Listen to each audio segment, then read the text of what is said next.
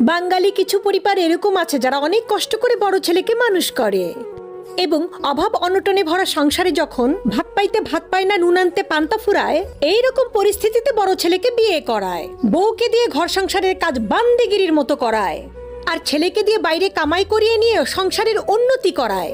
সংসারের উন্নতি করতে করতে যখন বড় ছেলের জীবন পান্তা, আর বড় বউ তো ওই যে আগে থেকে কাজের বুয়া হয়েই আছে।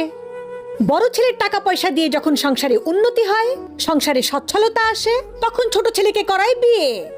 বিয়ে করিয়ে ছোট ছেলের জন্য নিয়ে আসে জমিদারের মেয়ে।